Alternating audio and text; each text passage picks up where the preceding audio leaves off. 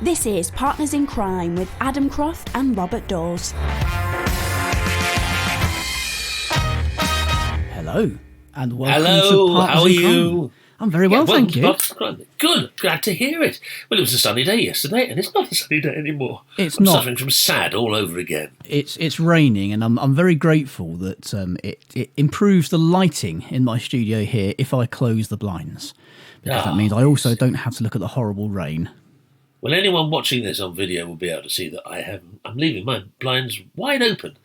I need the light, even cloudy light I need. But here we are. Typically, in British in that respect, we're talking about the weather. Welcome everyone to Partners in Crime for another extraordinary, we hope, interesting run through the week's crime fiction in book form, e-book form, television, film, radio, audiobook, you name it. Hopefully we'll be covering it. So wherever you are in the world, listen to this.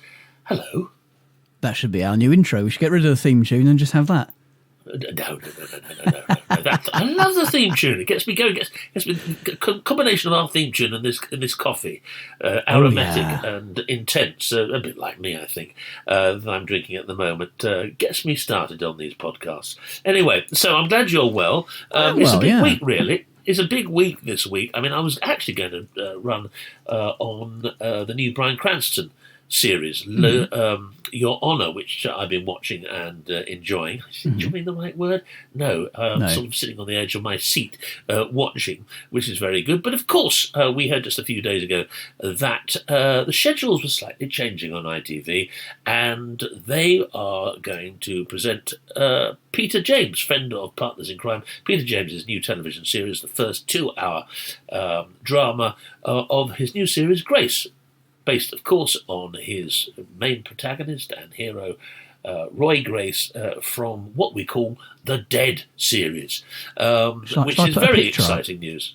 Yeah, I'll see if it works. Yeah. We're using new software this week. But is it? That's it. There we are. There's John Sim and Richie Campbell, who are playing the two main detectives in the book. But, of course, there is Roy Grace, personified on screen, fleshed out, and I'm going to mention something that John talks about in an interview he did with the Radio Times, written up by Flora Carr. John Sim headlines upcoming ITV crime drama Grace, adapted from the best-selling Roy Grace novels, as we just mentioned. The 2-part drama, each episode lasting 2 hours, is adapted from the first 2 novels, Dead Simple and Looking Good Dead. But there are a total of 17 books in the series, and we've covered virtually every single one of those over this podcast over the last few years, and brilliant they are. Great favourites of us. Now, speaking over Zoom, of course, during a press event, Sim said that he was honoured to be offered the lead role. Absolutely, it was manna from heaven, really, to get that phone call. It was. I was absolutely honoured to be asked to play Roy Grace, he said. He later continued, we all hope, all of us, that we get to do more, and we get to do all these 17 books. In fact, the headline for this Radio Times article is, Grace star John Sim wants to adapt all of the Roy Grace books for TV, as if he didn't have enough to do with the acting. Anyway, our author Peter James recently revealed that he now visualises John while writing his famous character, a vote of confidence that Sim called a real honour. Now, the crime drama, which starts, I have to repeat, I'll be repeating it several times, on ITV at 8 o'clock on Sunday the 14th, and will be available on the ITV Hub ever after, for those who missed it the first time round. Now, this version is adapted by the superb, acclaimed writer who adapted Endeavour, Russell Lewis. And I know Peter's very excited about it. He's mentioned it several times over the last year, and I'm not at all surprised. It sounds absolutely terrific. So, who else is in it with John Sim? Richie Campbell, who we've just seen pictured, will also be starring, and he plays the role of D.S. Glenn Branson. Raki Ayola from Noughts and Crosses, Shetland, no offence, is ACC Vosper. I have to mention that Richie Campbell was absolutely brilliant in the Channel 4 series Top Boy. If anyone hasn't seen that, watch it. It's an extraordinary series. Laura Elphinstone from Game of Thrones, Chernobyl, Line of Duty is D.S. Bellamoy, and Amaka Akofar from The Split, and Vera plays DC Emma Jane Baldwin. In fact, I saw Amaka Akofar in a Vera not too long ago, and she's absolutely excellent. So it's a smashing cast. It really is. It's nice of them to choose actors with difficult to pronounce names for you as well. I think they've done that just for you, Bob. I think they knew we'd be talking about this constantly on Partners in Crime. Well, yes, my tongue is yes, Robert Daws. Luckily, I've got a fairly easy one.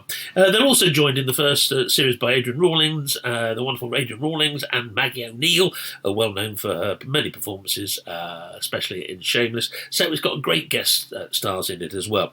Now, the first of the 2-hour films is called Dead Simple. Now, I've seen this on stage. I've read the book, of course, but some people know that Peter's work has been adapted very successfully for the stage by Sean McKenna over recent years, and there was a stage version of Dead Simple. Not the easiest of books to adapt, but Sean did an excellent job of it, I have to say. But anyway, this one is adapted, as we say, by Russell Lewis. Here's a quick synopsis with no spoilers, so don't worry. Grace is running inquiries into long-forgotten cold cases with little or no prospect of success. He's fixated by the disappearance of his beloved wife, Sandy, which haunts his thoughts. His unorthodox police methods have come under scrutiny once again, and Grace is walking a career tightrope and risks being moved from the job he loves most. With so much at stake, his colleague, Detective Sergeant Glenn Branson, knows he has more to give and asks him for help with a case. When a stag night prank appears to go wrong, the groom goes missing. Branson calls upon Grace to unravel the events that led to the mysterious disappearance 3 days before his wedding to his beautiful fiancée. A successful property developer with everything to live for, there is no trace of the missing groom. Is this a case of stag night shenanigans gone badly awry, or is this something more sinister? Well, I can tell you, of course, it is something more sinister. With nothing but instinct, a lingering suspicion, and his obsessive nature, Grace doggedly pursues the groom's disappearance and becomes uneasily close to the bride-to-be. So there we are. That's a synopsis, the setup for this week's 2-hour drama on ITV. It's a great book. I've read it. I know what happens. I don't care. I'm going to be absolutely glued to the set on Sunday night watching this. Peter, I know, is very excited, and he knows his onions, as we've mentioned before, because he started as a producer in films. So he has a great understanding of the medium of screen, and I think one of the reasons that it has taken so long for Grace to find a home on television has been that Peter has been particularly careful about how it's done and the people who are doing it. I mean, there was a story he told me a couple of years ago that he once got an email from a production company saying that they were looking forward to starting work on it and that they were delighted with the scripts, and he phoned up his agent, this is Peter, and said, "What's going on? No one ever told me this was happening." So whether the agent lasted, I don't know. But the production obviously didn't go ahead because it didn't actually satisfy Peter's very high standards, which this one clearly does by his enthusiasm for it. So there we are. Grace, the mighty John Sim, will be playing that part, and I look forward to that. Fans of John will know what a versatile and fantastic actor he is. And with that cast, I cannot see that it's going to be anything other than a huge hit. Yes, well, we're very much looking forward to seeing that when it comes out. 14th of April, isn't it, you said? 14th, it's on this Sunday. 14th of March? 14th of March. My word, okay. Yes, well, it's caused a bit of a thing because, of course, ITV, in the scheduling battles that go on between all the broadcasters, of course, have moved the excellent MacDonald and Dodds to later in the year. This, we are told, is because it was originally scheduled opposite the BBC's first episode of Line of Duty, and they didn't want to get the show off to they didn't want to split the audiences, I think, on two nights. Not that it matters so much anymore, because people can catch up, but I think there's a real understanding, and I understand it as well, that the first episodes of anything are very important to actually get an audience watching. So I understand why they moved it, and it means that we have MacDonald and Daws later on in the year. We can all look forward to that. But in the meantime, the schedules are full of really good crime dramas at the moment. But there we go. We're spoilt for choice, and what a lovely place for us all to be. Well, talking of first episodes, do you remember our first episode, Bob? Yes, in the distant past. This is number 134, so we're a little way in. Well, that's exactly how I feel this morning. I had my jab last week, and it left me feeling... I was all right the first day. I was sort of going, I haven't got a sore arm, I haven't got anything wrong. And then for about 4 days after that, I was absolutely flat on my back, couldn't do anything. Bewitched, bothered, and bewildered. I found out that my local medical professionals, who are all of the highest calibre, have informed me that can happen to people who've had COVID in the past, and there we are. It shows, I think, that you've got a fairly healthy or much improved immune system through antibodies. But it's probably your body recognising it and remembering what it had to do last time to beat it and going, let's get ahead of the game here, let's knock him out now. Well, it's always a good idea, as you know, to knock me out as soon as possible. Absolutely. So it did. So, I'm feeling... Which one did you have? Feeling better now. I had the AstraZeneca. Which basically is monkey flu, monkey cold. It's not COVID at all. It's I believe that it's based on a virus that chimpanzees have, which is not transferred to humans. Therefore, we can't catch it. Therefore, our body doesn't know it. But giving us a little bit of that, it builds up antibodies which are effective against COVID. I think that's it. We've got our episode title as well: Monkey Flu. Monkey Flu. That's that one done. Tick that off the list. I had a dose of it the weekend before last, which was very unpleasant. Very quiet in the house, because it meant I spent most of the time fast asleep. You know, that wonderful flu-like thing when your teeth feel like Stonehenge, and you hear distant voices which is saying, "Dad, can you give me a lift?" No, I can't get out of bed. There we are. So was that last week you had that then? Yeah. The week. Well, I had it the week before last, and it kicked in over the weekend. I thought the weekend of the end of the last month. But it was But I'm not saying this to put off for a second anyone taking the vaccine. It's one of the best things. Best not to do that. Best not to do that. Take the vaccine if you've got it. If you can get it, and I was fortunate enough to get mine earlier. Get out there. Don't hesitate for a second. No. It's extraordinary. Yes, well, I was going to say I thought they did they were doing the over 80s round here a little while back, but maybe you were at the bottom of the list. Anyway, speaking of first episodes, young man. In our first episode of Partners in Crime, we spoke to Neil Dudgeon, who plays DCI Barnaby in Midsummer Murders.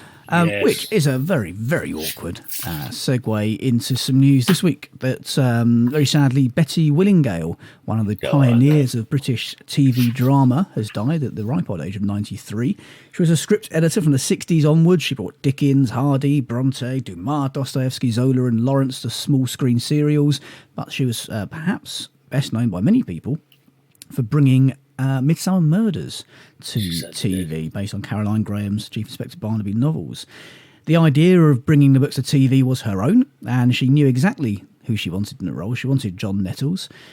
She described Josephine Graham's books as Agatha Christie on acid, which is an interesting idea, and she approached Anthony Horowitz to turn the stories into TV adventures. The pilot episode, based on the killings at Badger's Drift, was the most watched single drama of 1997 with 13.7 million viewers, which is extraordinary considering the books weren't massively well known, and this is a brand new drama. It's not like Midsummer Murders now, which gets big audiences because it's Midsummer Murders. At the time it didn't exist. That's pretty extraordinary. It's a hit all over the world now, and the affection in which she was held was demonstrated when Neil Dudgeon's newly born on-screen baby, first seen in 2015, was named Betty after her. So there we are. That's well, that's I knew Betty. I first met Betty in the early '80s, and she was the doyen of BBC drama. Responsible for some of their greatest. To name but one, like Claudius, what have you, hugely respected. She was an extraordinary woman, a lovely, compassionate woman, and very supportive and a great mentor to many. And I adored her, and I know that. I last saw her the year before last.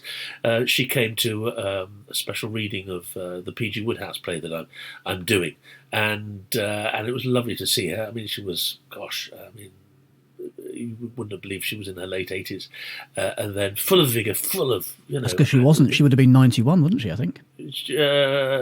Yes. Was she really? That's why she didn't look like she was in her late 80s. Well, there we are. I mean, she seemed like she was someone in her early 60s, although I'm in my early 60s and I don't make it look too great. But she was incredible. She was she was, again, a force of nature, and hugely respected, and should be honoured, I think, for her contribution, and has been in the past, to world television, not just UK television. She was an extraordinary producer and a lovely lady to boot, and I feel very honoured to have known her. But there we are, the great Betty Whittingale. God bless. Well, I was going to say, it's not the only sad news this week, actually, because it's you're also... You're a cheery mayor, aren't you? I know. Well, it's just over a week ago, actually, that this came out. But Margaret Moron was a mystery writer from North Carolina who has unfortunately died as well at the age of 82. She was known for 2 book series centred on complex female characters and for stories that illuminated her native North Carolina, says the New York Times. She racked up mystery writing awards and a devoted army of fans. The first book was introduced in 1981. Strong female character Sigrid Harold, introduced in the book One Coffee With. She's a New York City police detective who solved crimes and dealt with the obstacles of being a woman in what was at the time a largely male profession. And in 1992, she introduced Deborah Knott, who in her initial novel Bootlegger's Daughter was a legal aid lawyer running for a judgeship in North Carolina, and by the second book she had become a judge. And as the series, which ultimately stretched to 20 books, went along, says the New York Times, Ms. Moran explored environmental stress, racial prejudice, domestic abuse, and a host of other aspects of modern life in the state of North Carolina. She wrote more than 30 books in all, and she said fairly recently, actually 2017, she said, "I've been saddened by the mean-minded backward path North Carolina has taken in the last few years." She told that to the Los Angeles Review of Books. So it's sad news. Wonderful writer who explored a lot of social issues in and around North Carolina. So yeah, I've got a sad week actually, having lost 2 of our own. Indeed. The 2 that we know of. Yeah, well, exactly. I mean, that's very, very, very sad news. Do you want to know something else that's on its way out? What? Which works its way back round to our initial story. Peter James's desk. Do tell me more. How are you on terms with Peter James's desk? Well, because I, of course, read the Brighton Argus from cover to cover. Who doesn't? No, I love the Brighton Argus. I was reading it this morning, actually, doing a bit of research on him. Yeah, well, yeah, there we are. Well, it says here that Peter James first got his desk in about 2003, so nearly 20 years old, a bit like me. And it actually contains secret compartments to protect his research and work, so that if he got burgled, nobody would have got away with anything important because they wouldn't have found it. They'd had to have taken the whole flipping desk. But the classic wooden desk, which he had custom designed, has apparently now outlived its purpose, with modern technology demanding new spaces to allow him to continue publishing his crime thrillers. He said he has no room to keep the desk at his home, so instead it has to be sold. So, there we go. It could be a chance for crime fiction fans to snap up a piece of history. It's going under the auctioneer's hammer. And a new title.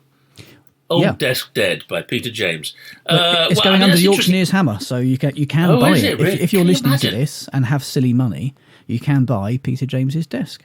What a wonderful thing for a crime writer to actually sort of by themselves. I'm writing my next novel on the desk that Peter James created all those extraordinary books. One thing I wanted to pick up on this, which on Grace, I'll be very interested to see whether the television series delves into the more supernatural elements of Grace, because Peter, as you know, is a fantastic ghostwriter and got a great interest in the supernatural and psychic things, and has written many short stories and books on the subject himself. But Roy Grace, as anyone knows, has got a sympathy towards the supernatural world and is not averse to using it to guide him in the right direction. I wonder whether that's going to be a part of the television series or whether they actually drop it, because it works wonderfully in the books. So that's an area that I'll be looking at to see whether they actually adapt and follow that line of Roy's interests and investigation. Anyway, breaking news. This week we reviewed the Marcella Anna Frale's series, which is, I think, just coming to the end of its series, but we watched the whole thing, which we very much enjoyed, and reviewed it a few weeks ago. But the writer of that, and I think he's the producer of Marcella as well, is Bridge creator Hans Rosenfeld. And news comes from Killing Times, Paul Hirons, that he has been asked to adapt C.J. Tudor's The Burning Girls. It says here, the Bridge creator Hans Rosenfeld is to take on a new adaptation project of C.J. Tudor's best-selling novel, The Burning Girls. Now, we actually haven't reviewed any of the C.J. Tudor's wonderful historical novels, but I think we should with this coming up. Deadline reports, God, I like saying things like that. Deadline reports that the book, which was a Sunday Times bestseller, has been acquired by Buccaneer Media, the production company behind ITV's Marcella, and has hired Rosenfeld to adapt it for television. The plot follows Reverend Jack Brooks and his daughter as they make a fresh start in Chapel Croft. Have you ever been there, Adam? But soon the close-knit community's dark history begins to reveal itself. Some 500 years ago, 8 martyrs were burnt to death in Chapel Croft. 30 years ago, 2 teenagers vanished without trace, and 2 months ago, the vicar committed suicide. So that's going to be interesting. I don't know when it's going to be out, probably next year, I would have thought. So keep an eye out for that. The Burning Girls, adapted by Hans Rosenfeld, creator of The Bridge, of C.J. Tudor's book, The Burning Girls. Excellent. Which is available, no doubt, as is all Peter's Roy Grace series and any other book that we happen to mention, on a certain platform. Yes, well, Kobo would be a good one, and if you're watching as a patron, you might see that I'm going to try and see if this works now. Yes. Oh no, Bob's gone. That's no good, is it? We'll take that away. No, don't say it's no good. There'll be a lot of people who'll be very pleased to see me vanish off the screen. But as a Partners in Crime listener, you're entitled to some big discounts from our friends at Kobo, who very kindly sponsor this podcast. It's one of the world's largest ebook retailers. You can get a massive 90% off of your first ebook purchase from Kobo. Just enter the promo code CRIME at the checkout. You don't need an e-reader or a special device. You can use your phone, your tablet, or whatever you like, but don't complain. It's virtually free. If you're an existing customer, if you've used that code, then head over to Kobo using the link in the show notes, please, and enter the promo code PARTNERS to get 40% off of eligible titles. I was going to say, Bob, I've just had a message from Moriarty backstage saying we should actually call this episode Peter James because of how often we've spoken about him. What, Peter James? Yes, we've mentioned him. No, Moriarty sent me a message saying we should call the episode Peter James. I think it's the next time Peter James. Have we been talking about Peter James? He'd been mentioned once or twice.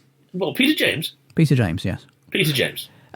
Who we are, someone else we're going to mention now is Karen Peter McLean. James. No, Karen McLean. She's one of our patrons who sent us a message saying, hi, Adam and Bob, really enjoyed today's episode. A lovely wee birthday present to me, along with my 3 books, Bob. Happy birthday, Karen. Happy birthday, Karen. She says, talking of historical crime, which we were in a previous episode, she reads a series of books by Lindsay Davis, she says, following the life of a Roman private investigator called Marcus Didius Falco, set in 70 AD. So easy to read, good whodunit fun, and available on Kobo. So there we are. Go and check that one out. What a good recommendation. I haven't read a Falco for absolutely ages.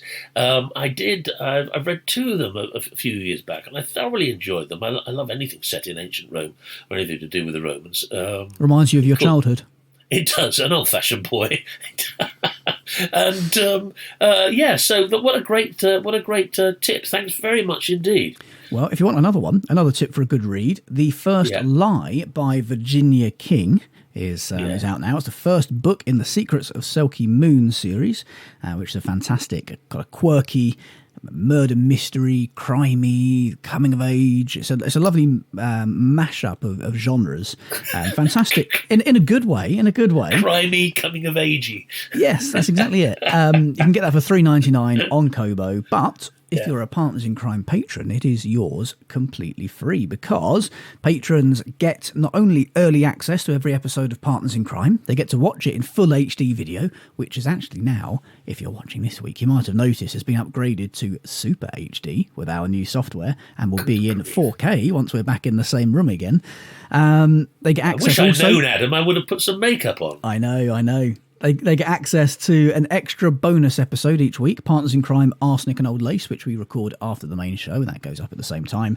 You also get a shout out on the show and the week that you join, and access to other exclusive content, including a free book of the month, which of course this month is The First Lie by Virginia King, courtesy of Kobo.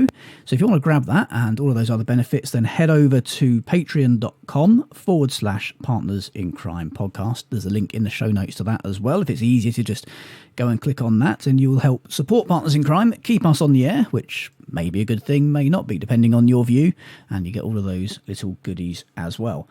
Right, so where was I? News. Yes, we're not mentioning Peter James, we are mentioning another British crime legend in Ian Rankin, who was in the Press and Journal recently, revealing that he'd upset villagers in the Scottish village of Rosemarkie, which is a lovely Scottish name, isn't it? Rosemarkie, after setting a grisly murder tale there. The creator of Rebus set his 2012 detective novel Standing in Another Man's Grave in the Rossshire village. It featured Rebus investigating the disappearance of a missing girl and uncovering a link between a series of seemingly unconnected disappearances. He was speaking on the Far North podcast, and he said, "When people recognised me, I started to get, why don't you set a story up here?" And the year after the book was published, instead, they would say, "Why did you have that terrible thing happen in Rosemarkie?" To which he said, "But because you asked. If you want me to set a book here, it'll obviously be a crime book." He said to avoid any more light-hearted complaints, he invented a Highland village called Naver for his latest Rebus book, A Song for the Dark Times, saying, "I didn't want to get in trouble with the locals again." I guess that's always a risky run, isn't it? Have you peed off the population of Gibraltar yet, Bob? No, thank goodness. Not that I know of anyway. I mean, no, but it's always possible, isn't it? You know, because especially when you're creating crime dramas and whatever. I mean, certain people have said that, of course, the murder rate, thankfully, in Gibraltar is pretty minuscule, which is why most of the murders I write about happen in the countries surrounding them, where the murder level is a little higher. But the investigations carried out there, and actually, of course, on the rock by the wonderful Royal Gibraltar Police Force. So no, I don't think so. And fortunately, I've got lots of friends over there and readers, and so if something comes out and they just say, well, you've got that wrong, or whatever, I can correct it. And that's one of the beautiful things about books these days, and certainly print on demand, and certainly with ebooks or whatever, you can actually get in and you can actually fiddle around and change something that you either overlooked or mistook or whatever. And for that sort of feedback is great. But there's only one rock, and there are many, of course, Scottish villages and towns. So I didn't have a chance to actually sort of make up a rock somewhere else in the Mediterranean, because no one would have believed me. Well, it kind of leads us on to something I'm going to talk about in Arsenic and Old Lace, actually, which is the rise of a new form of location-based crime fiction, Galician noir, which set in obviously the northwestern region of Spain. So we're going to cover that and I guess come to a conclusion on whether that's going to be the next big thing, because that's something that you probably know if you listen to Partners in Crime regularly, that over the last 3 years we've been trying to work out what the next Nordic noir will be. And I think we had Korean at one point was touted, wasn't it? Korean noir? You touted some Korean, yes. I certainly did not. I mentioned that somebody else did. Oh, yes. Well, yes, which neither of us got round to reading, I have to say, but we must do. I mean, well, this is a worldwide thing, isn't it? I mean, people are fascinated in crime fiction throughout the world, and that's why it travels so well. And each country has, of course, their own sort of proponents of the genre, and I think we should actually cover far more. We should look to other countries. I mean, we have reviewed books from Brazil and, as you said, Korea, and I believe we've mentioned that Agatha Christie, for instance, is going incredibly well in China. They're adapting Agatha Christie novels left, right, and centre into films and television and what have you. So, yeah, it's a worldwide thing. So we should probably have an international Partners in Crime episode, which takes on board writing outside of the Western Hemisphere, possibly. So here I've got to. You're breathing in as if you're about to say something. No. I was just conscious of time. Go on, crack on. I'll dive in. Well, I want to do my Kobo, or yes. I do my Bobo's Kobo book of the Weeko. This week I'm going to do Bobo's Kobo audiobooko of the Weeko. And let's go to Los Angeles with this. We're a great fan of the writer Walter Mosley. And Kobo have got an audiobook of Blood Grove, narrated by the mighty Michael Boatman, who I absolutely love. And, of course, this is the Easy Rawlins series, which we adore. So here's a synopsis of, you can, of course, get the original book if you want to read it, but if you want to listen to it and you want to be taken to Los Angeles with Ezekiel Easy Porterhouse Rawlins, then this is the one to download. Ezekiel Easy Porterhouse Rawlins is an unlicensed private investigator turned hard-boiled detective, always willing to do what it takes to get things done in the racially charged dark underbelly of Los Angeles.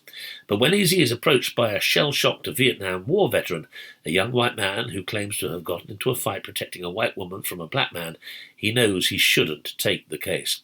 Though he sees nothing but trouble in the brooding ex-soldier's eyes, Easy, a vet himself, feels a kinship form between them. Easy embarks on an investigation that takes him from mountain tops to the desert, through South Central and into sex clubs and the homes of the fabulously wealthy, facing hippies, the mob, and old friends, perhaps more dangerous than anyone else. Set against the social and political upheaval of the late 1960s, Blood Grove is ultimately a story about survival, not only of the body, but also the soul. Widely hailed as incomparable, Chicago Tribune, and dazzling Tampa Bay Times, Walter Mosley proves that he's at the top of his game in his bold return to the endlessly entertaining series that has kept fans on their toes for years. So that is available, narrated by Michael Boatman on Kobo, Blood Grove, Walter Mosley, and, of course, Easy Rawlins. Right, well, I think we're just about there. We're going to go and do Partners in Crime, Arsenic and Old Lace, aren't we, Bob? Yeah, after I've topped up my coffee. Yes, we'll have another chat about a few news bits and things we didn't get around to covering in the main show. One-on-one, just me and you, and all of the other Patreon viewers, I hope, who are going to head on down to Patreon to watch that. So, I think we're there. Have you got anything else? Yes, I think this should be the last. I've got two words I'd like to end the episode with, if that's okay. Ready? It depends what they are. They're this: Peter James. Boom. Oh, hang on. Let me work out how to get to the end theme tune. Here we go. Say it again. Peter James. Boom.